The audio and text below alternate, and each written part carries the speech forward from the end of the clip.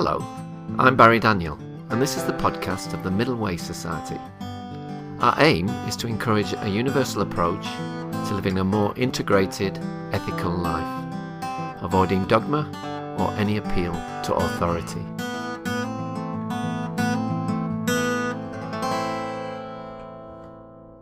My guest today is Susan Averbach.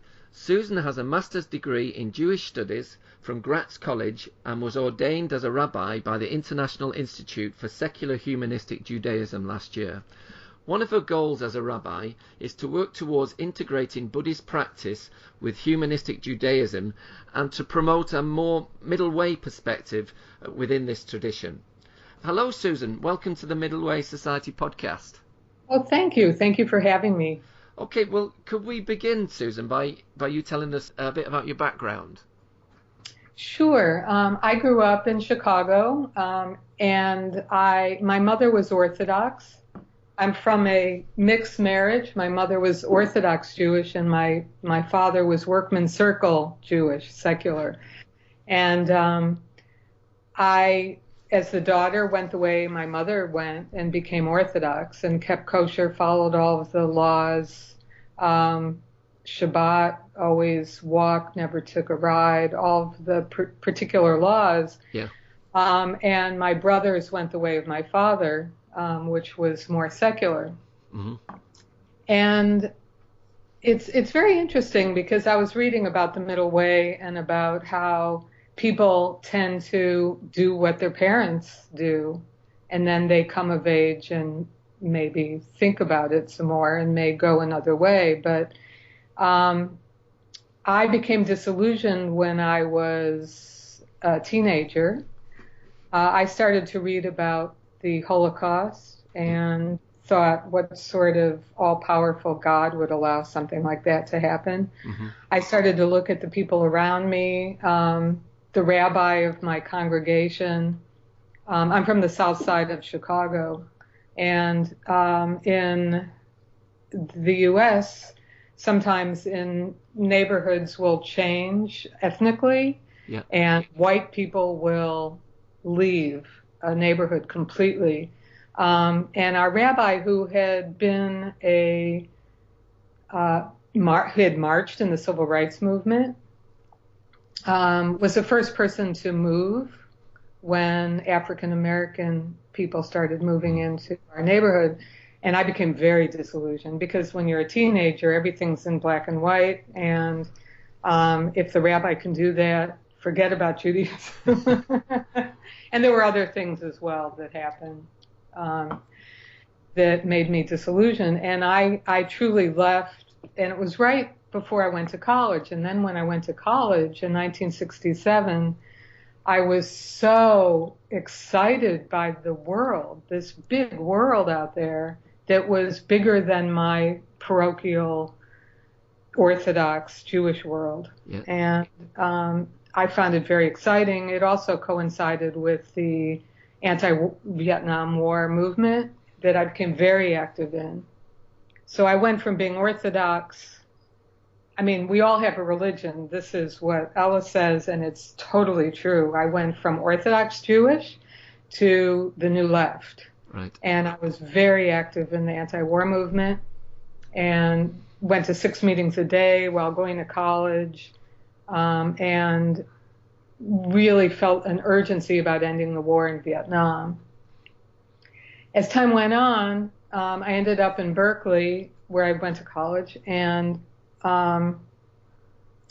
I became disillusioned with the left in a very similar way that I had with Orthodoxy. There were people who were, I thought of Students for a Democratic Society as being democratic. And when things began to be not democratic and people started to become violent, I couldn't be part of that. Yeah. And I discovered the women's movement, which was just beginning, the modern women's movement. Yeah. And with some other people, started the first women's underground newspaper. It Ain't Me, Babe, we named it. Fantastic. And became active in that. And we had a radio program in San Francisco as a reaction to a DJ named Tony Pigg, he called himself, in opposition to the women's movement. So we went and sat in at the radio station and said, we want equal time with Tony Pigg. And we got it. Brilliant. So we produced this wonderful radio program this is in 1970, probably 1970. And this person helped us, this guy Scoop Nisker, who was a Buddhist, by the way, but that's just neither here nor there.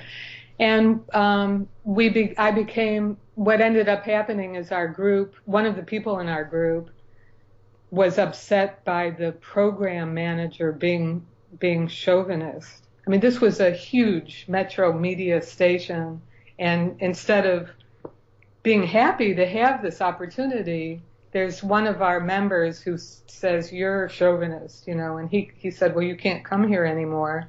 And the group voted to not use their facility anymore because he had said that. Wow. I became more and more disillusioned with the political scene. I really didn't have the skills to deal with the conflict. And I decided to become an artist, which I had a strong propensity to do. And I thought, well, I'll change the world through art. Not a bad plan. I did that for 20 years. I had control over that. Yeah. And I didn't have to deal with the conflicts that you have in these political organizations. Could be more pure. In a way, I think the orthodoxy is always fueling this, to be more pure. Mm-hmm. But it is, and I got married, I had children, and I became more and more, I loved the art that I was doing, but it was not satisfying to me because it had no social dimension. And I ended up rethinking that. And then in 1987, I went to a wedding in Michigan. And it was a wedding of my cousin. And it was intermarriage. My cousin's Jewish and his wife is Christian. And the rabbi who officiated, Rabbi Sherwin Wine, did a wonderful job. I loved the ceremony, and every word that was said was something I could relate to. There were no additional prayers, but it was very moving. It wasn't like a judge, it wasn't dry. And afterwards, my mother said, that rabbi's an atheist. And I thought, how amazing. I never heard of such a thing. So I got his book, Judaism Without God. And I read it and I thought, oh my goodness, this is exactly how I view the world. And I was very excited. And I thought, well, when my kids are older, maybe I'll start a group, because he talked about groups. It was called the Society for Humanistic Judaism, and it started very small in 1968, and it started in one congregation, and I thought, well, I'll start a group like this. And then I noticed a little ad in the Jewish newspaper, one Yom Kippur, which is a holiday that I had not celebrated since I was a child, that said, join the humanists for Yom Kippur. And I thought, that's funny. There's a group here in the Bay Area. And I signed up and we went, and there was a beautiful Yom Kippur service. Instead of the words there's a melody that is very beautiful that's in a traditional service, the Kol Nidre melody, but without the words that I would object to. A woman from the symphony had a cello, and she played Kol Nidre on the cello, and it was a beautiful service. And in this group, they would ask people at the end of the service, would you like to say a few words about your experience of the service? And I got up and I said, this is so wonderful to be able to have Yom Kippur for the first time since I was a child and feel that I could have integrity, not say words I didn't believe. I was just so thrilled to be there. So you could embrace it. Yes, and within a very short time, they said, well, will you be our leader? We'll send you for training. And they did. They sent me to Detroit area, where the institute was, for training to become a madricha, which is a leader. And the madrichim are people who can officiate at weddings and do funerals, lead communities, and it's only a 2 or 3 year program. Okay. And after I led this community for about 5 years, I decided that I wanted, Sherwin Wine called me up at work one day and he said, Susan, if we had our rabbinic program in the summers so that you could come for a few weeks every summer, would you enroll? And I said, sure. And I did, because the rabbinic program before that required that you live in Detroit and meet them every week and get a PhD in Judaic studies. And they changed the requirements to require that you come to the seminars. Yep. And I thought, well, I'll do it at my own pace. I'm working full time. And that's what I did. And I thought it would take 5 years, but then I got hit by a car in 2002, and that slowed everything down because I had to recover and learn to walk again. And I learned a lot from that experience, but it definitely slowed down the process. And I decided I was doing too many things, which is, in a way, I thought might be why I got hit by a car. Maybe I wasn't paying attention as I was crossing the street. I had two funerals coming up, or 2 memorials that weekend. I had a wedding planned that I was officiating at, working full time and studying. It was too much. Mm-hmm. So it took 14 years, and I got ordained in November. How did that feel? That was so long. Okay, and staying with the theme of humanistic Judaism, but bringing in the middle way, what does the middle way mean to you? And then why do you think humanistic Judaism offers a middle way? Well, the middle way to me, one of the speeches I was going to give when I was ordained, I wrote 3 speeches, but the first one I wrote was going to be about the middle way. And I was seeking in Judaism a middle way between the exclusivity of Judaism, which is very parochial, the idea of chosenness, mm-hmm. the idea that you should stay within your tribe and not go too far out. I really objected to. And the inclusiveness of humanistic Judaism, our communities are completely open and everybody is welcome. And we officiate at weddings on the condition that the people love each other and want to get married, not that they're Jewish or somebody's going to convert.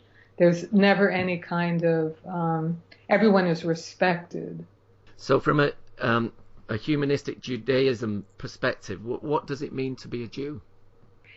To be a Jew is to identify with the culture and the history of the Jewish people. Yeah. And it means different things to different people. Even within the humanistic Jewish world, it's very individual. But to be a Jew is to identify with the culture and history of the Jewish people. Right. So it's not about blood then, or? It's not about belief. Or blood. It's not about blood either, no. It's not. It's about identification and with the culture and the history. So if people want to identify with that, great. If they want to just come to events or study texts together, even if they don't identify with it, they're welcome. But as far as what Judaism is, it's an identification with the culture and history of the Jewish people, and caring about what happens to the Jewish people, and recognizing that Judaism has evolved, it has a history, it was never one thing. Yeah. And when people say the tradition, that's a misnomer, because there is no the tradition. It just does not exist. Is it something you could pin down with a concept or a word, or is it just too woolly? Too woolly. It's very, I mean, we have a very history orientation, so we like to look at the history of what were called Jews.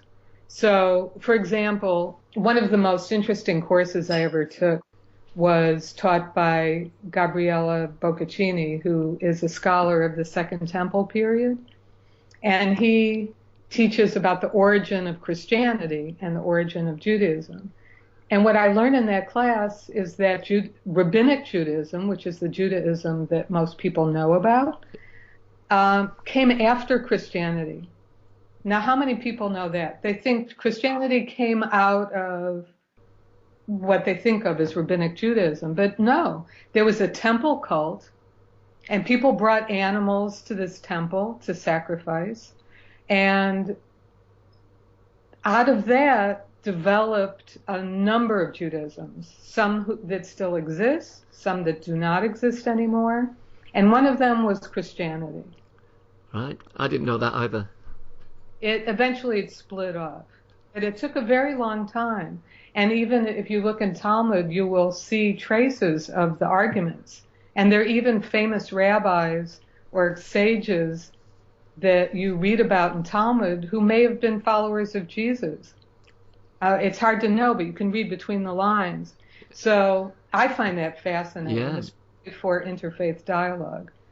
But we look at the real history. We don't have an agenda to promote the theology.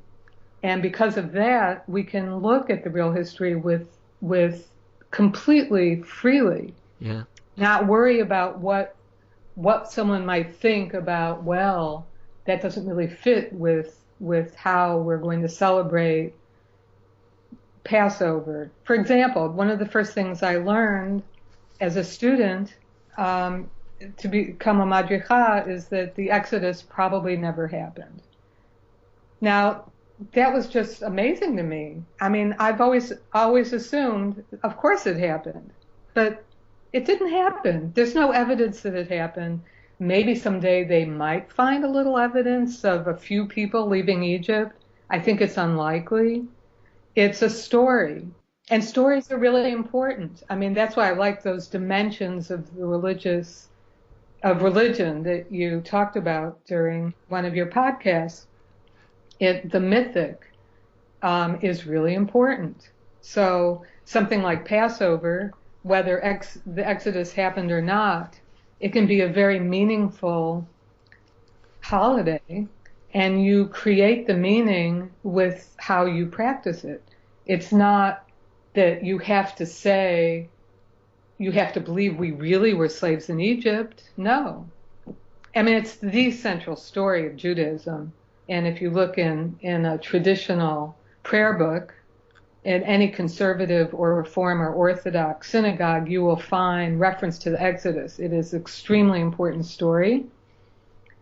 But it can be reframed, it can be reinterpreted, and it can be very meaningful as in a middle way as humanists.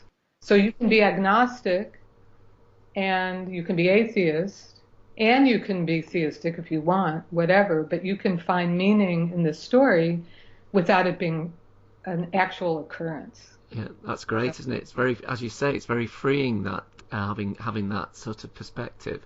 Integrative. Exactly. Yeah. Again, from looking at this from that perspective, and thinking about the sort of dualisms of religion and secularity, where do you see yourself there? Would you describe yourself as religious or secular or what?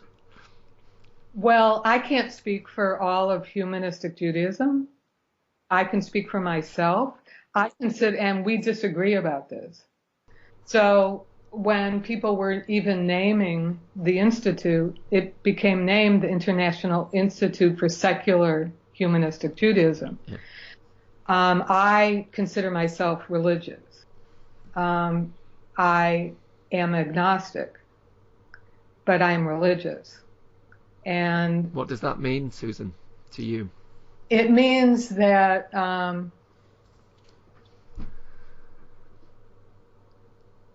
well, for me personally, my religion is that we're all connected with each other, and we need to work together to find meaning in our existence and in our practice. And when we do that, it needs to touch us in a very deep way that's integrative, so that, and I agree that integrative and spiritual are the same thing. So, I mean, it's hard to describe, but I have a group, for example, that's been meeting for a number of years in my home. It's an interfaith. We call it a Shabbat meditation group, even though it's Saturday evening. And there are people there. There's a person who was a nun for 10 years and is no longer a nun, but goes to Jewish Renewal Synagogue with her partner. A person who was born again Christian and then converted to Catholicism a few years ago. Secular Jews, Zen Buddhists, a number of people, different backgrounds. But we sit together and we meditate. And we study texts together sometimes, or we share our own spiritual journey sometimes, and then we share dinner. And that's a very spiritual group. Mm-hmm. It's a small group, and it's our version of church or a synagogue. How does metaphysics or dogma or doctrine fit into this picture? It does not. It doesn't fit in. I mean, in humanistic Judaism, we tend to be more science-oriented. Yeah. We're comfortable knowing that we don't know. Yeah. And we're open to whatever shows itself. But as far as individual experience of I saw God, or I saw, a purple people eater, whatever, that's off. I mean, in a way there is dogma in the Society for Humanistic Judaism, which is that we are committed to a humanist point of view, and people have the power to change things as much as they can, and praying to a higher power is not really our orientation. So we do have beliefs, which is that we believe that people need to take control of the world as far as they can and change things. So if there's a terrible social problem, we don't give it up to God to fix it, we fix it. Let's just go back to these dimensions of religion you spoke about earlier. These were originally put forward by the philosopher Ninian Smart, and I'm quoting here from Robert Ellis's book, Truth on the Edge. These are the mythic, social, experiential, moral, doctrinal and ritual dimensions of religion. And it is to be noted then here that only the fifth dimension, the doctrinal, is specifically about belief. And even then there remains the question of whether religious beliefs are necessarily metaphysical. So that leaves us with the mythic dimension, significant stories, the social dimension, the experiential dimension, for example, prayer and meditation, the moral dimension and the ritual, all of which can be counted in Smart's account as religious, but which are not necessarily metaphysical. And then Robert goes on to say that there is nevertheless a widespread habit in Western society to identify religion with supernatural and therefore metaphysical belief. Now, this is exemplified by the widespread habit of referring to religions as faiths.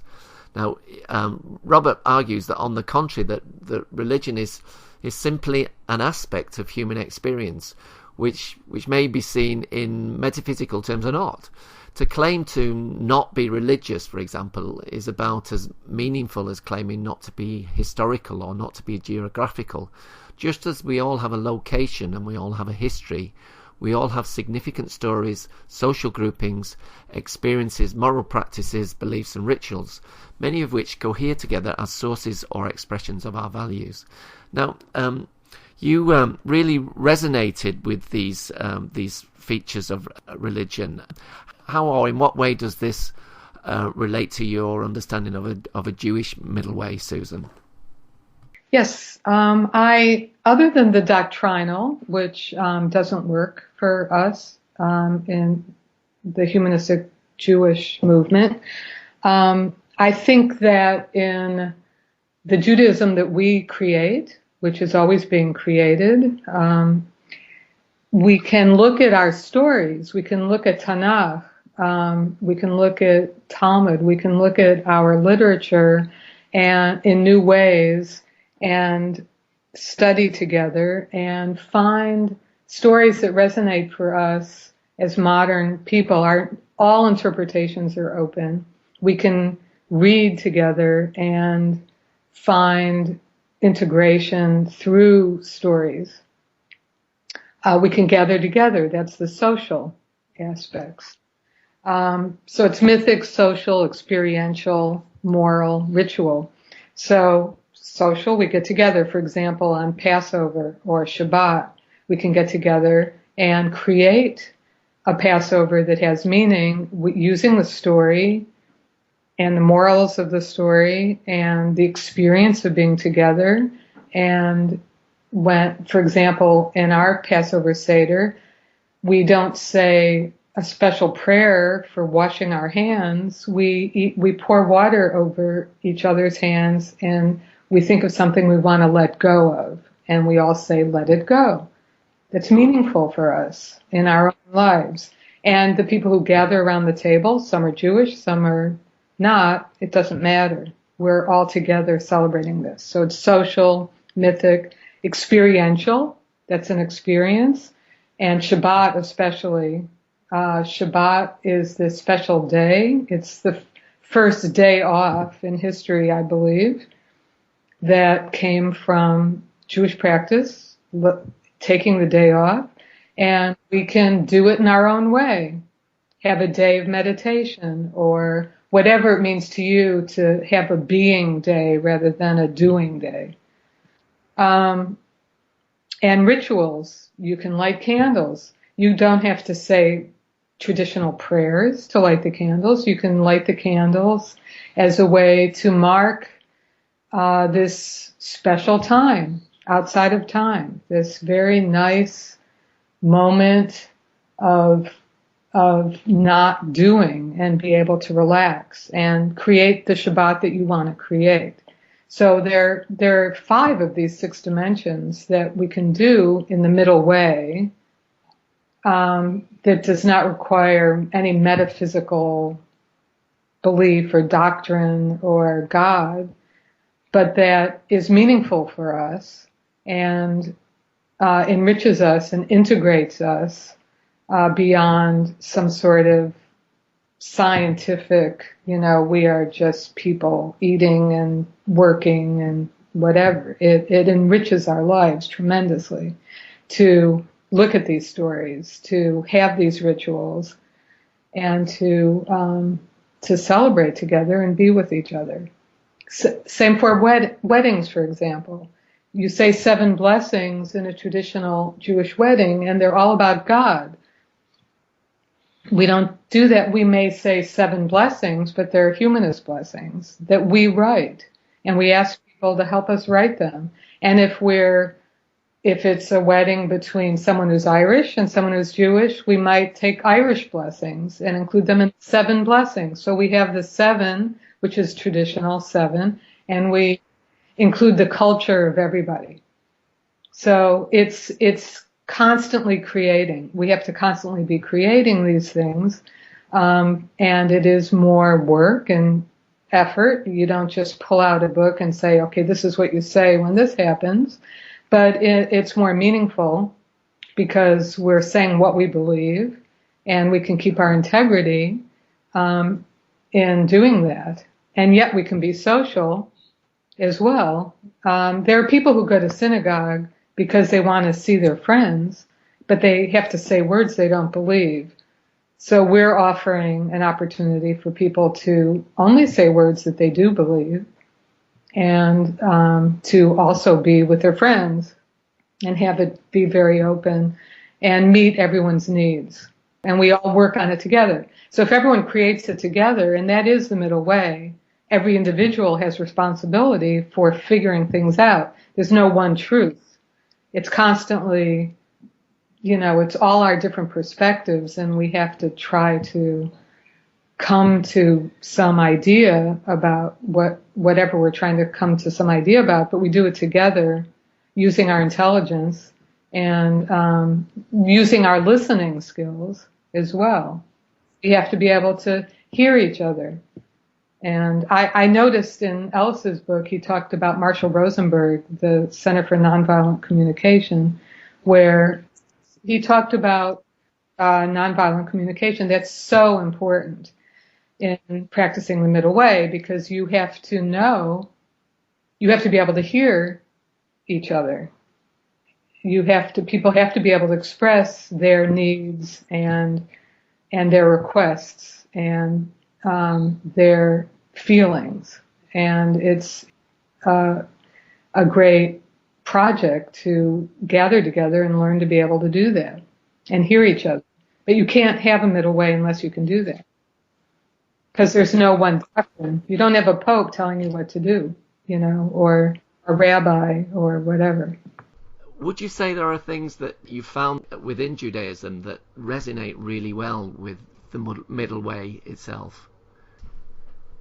Yeah, yes, actually. One of what I love the most about my studies was I really surprised myself, because when I was getting the master's degree, I had to write a thesis, and I ended up writing it about a Talmud story that is a very popular story that, once I researched it more and more, discovered that the people who redacted the Talmud is the central literature of rabbinic Judaism. So in the year 200, there were a book, the Mishnah was put together, and it's the scholarly discussions of a few scholars in the area in the Middle East. But then people wrote commentary on the Mishnah, and it was redacted. It was all put together in the year 500 or so. And there are these debates, and it includes a lot of laws, and it includes stories. And you can read between the lines and look at the stories and learn about these sages. Well, the story that I chose is about an oven. They're discussing whether an oven... Should I tell you the Go story? For it. This might take a while. Anyway. Okay. It's a story about whether an oven is pure, kosher. It's really not about that, but it's a famous story, and Reb Eliezer says, this oven is pure. And the other sages say, no, it's not pure. And Reb Eliezer says, if this oven is pure, let the carob tree prove it. And the carob tree moves 100 cubits. And some say 400 cubits. And the other sages say, no, It's not pure. And then Eliezer says, if I'm right, let the water prove it. And the water in the aqueduct goes the other direction. And the other sages say, no, we're right. And then Eliezer says, if I'm right, let the schoolhouse walls come down. And they start to come down. And then Reb Yehoshua says, no, we're right. And then they stop from falling down just for Yehoshua, they stop falling down. For Eliezer, they start falling down. And the schoolhouse walls are still crooked to this day. And then Reb Eliezer says, if I'm right, let it be from heaven. And a bat kol, which is a voice from heaven, the voice of God, says, why do you argue with Reb Eliezer? He's always right in these matters. And the other sages say, no, it is not in heaven. And then Rabbi Akiva is asked, so what did God say when he heard this? And Akiva says, God laughed and said, my sons have defeated me. Definitely. Sounds very humanist, right? I mean, like, wow, look at that story. This is in Talmud, Yeah. When I first heard that story, I thought that was amazing. But what I discovered, this is the middle way part, is that story is in the context of other writings. So before that story, there's whole lists of rules about verbal wronging and not shaming someone, including you should throw yourself into an oven before you shame someone. But let's go back to the Eliezer story. After that, he's excommunicated. He's banned from the community. And the consequences of that are horrendous. It causes the crops to burn. It causes the death of the leader of the sages because Eliezer was wronged. So that part of the story is almost never told. So the rabbis, by redacting that, they took that story of Eliezer and they put it in the middle of a discussion about verbal wronging.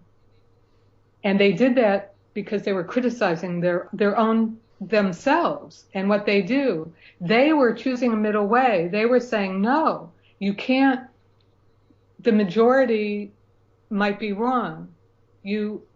It's not here nor there. They're not right. Eliezer, it's very nuanced.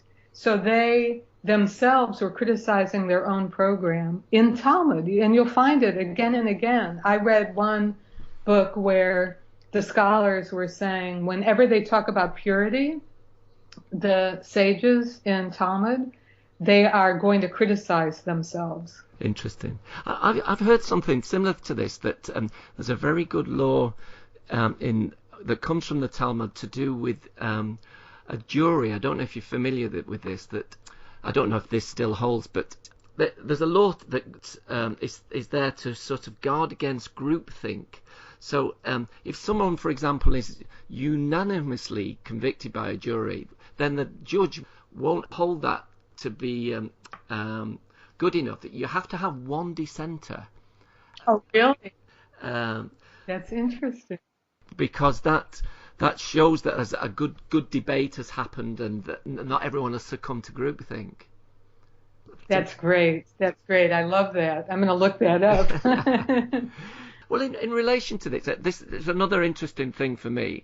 Just looking at how Buddhism in the United States has evolved, especially more secular forms of it, and the Jewish community, there seems to be a very high proportion of Jews that are very interested in the middle way. Would you say that is partly because of the culture? What would you put that down to? Well, in a way, I think there is this. I think in all branches of Judaism, there is this constant debate, and there really is no dogma. I mean, you do have Karen Armstrong. You're probably familiar with Karen Armstrong.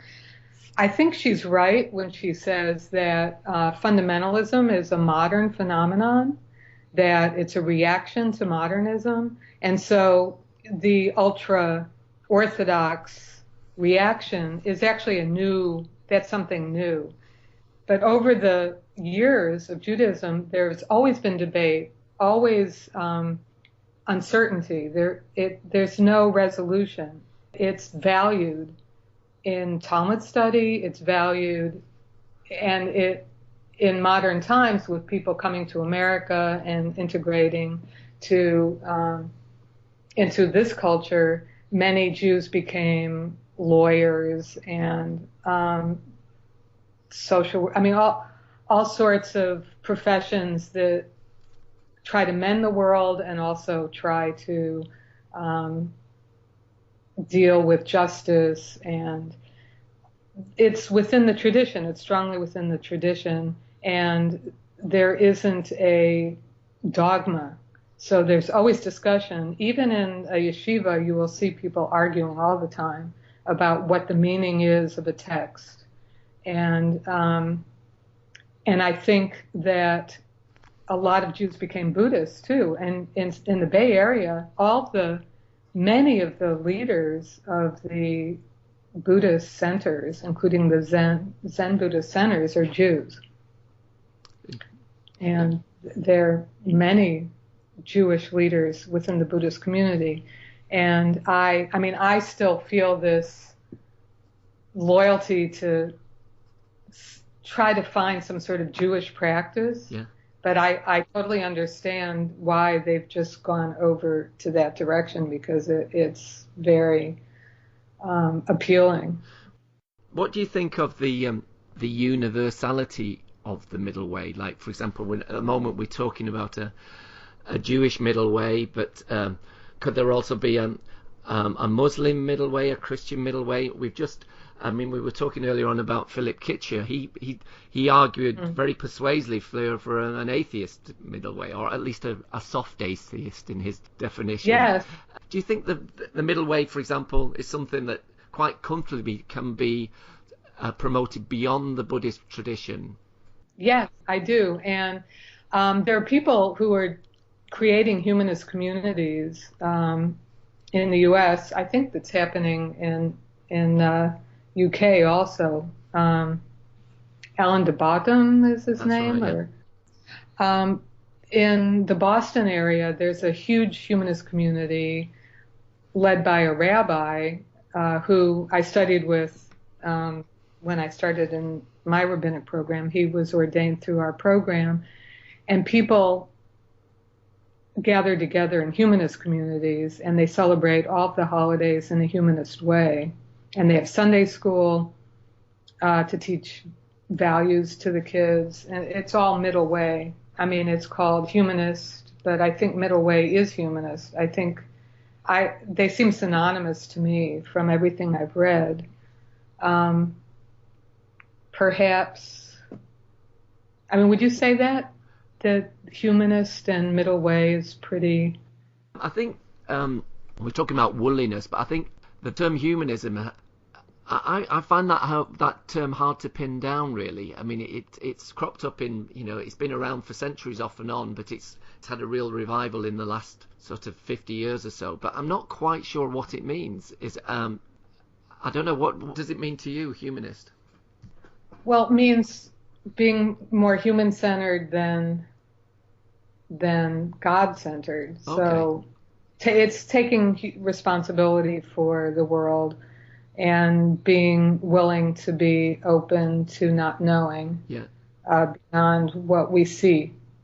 Yeah, well, I think there's a lot of congruence there. I mean, to me, the middle way is, I suppose for me, principally the middle way is a method of judgment that arguably you can make better decisions by avoiding fixed beliefs. I mean that's the sort of negative side of it. I don't mean negative in a bad way, but it's a strategy of avoidance. But then the sort of flip side to that is then when you do that, then the positive side of it is that it opens up to integration, and by by not getting stuck in these fixed positions, then you've got room to breathe and maneuver and explore and be creative, and and it's the other thing is it's messy in the middle, isn't it? It's not an easy place to be. It's in many ways the extremes are a lot more comfortable. But no, I totally, it is very fuzzy in the middle, and I understand. And I mean, I would like to find a middle way between celebrating Jewish culture and being in communities where everybody is completely comfortable, whether they're Jewish or not. So I have this, in a way, I have more of an orientation to want to form groups that include everybody and are not exclusively Jewish. And someone just asked me to work with him on this sort of Shabbat, and I balk when it feels exclusive. I don't. So I'm still exploring. Okay, just my last question, Susan. If people wanted to find out more about what you do and your work, and I know that you have a blog, and also to find out more about the Institute for Secular Humanistic Judaism, how would they go about it? Well, the Society for Humanistic Judaism website is shj.org, and that will tell you all about what humanistic Judaism is. And you can get to the Institute through that website as well. There'll be a link there. And for my blog is rabbijubu.com, rabbijubu.com. Okay.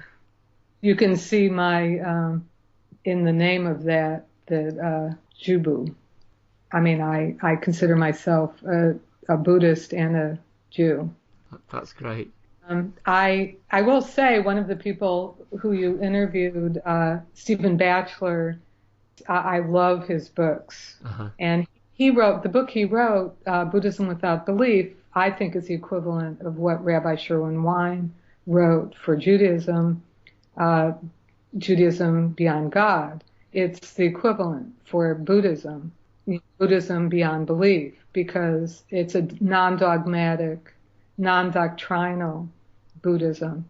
And that's the kind of Buddhism that I can relate to. Yeah, well, Stephen's been very supportive of our society. One of the things that, just back to our conversation about religion, he often talks about, the Chinese often say, for them the religious sensibility is coming to terms with the great matter of birth and death, and he makes the point, coming to terms with or reconciling, not positing final answers.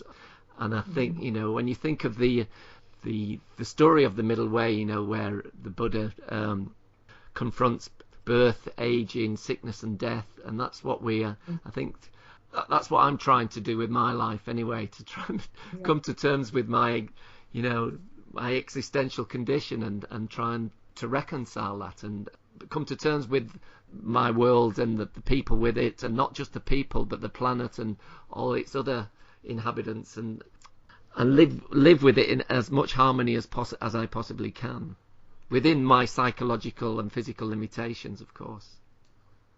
Great quest. Anyway, it's been wonderful talking to you today, Susan. It's been a pleasure to talk with you as well.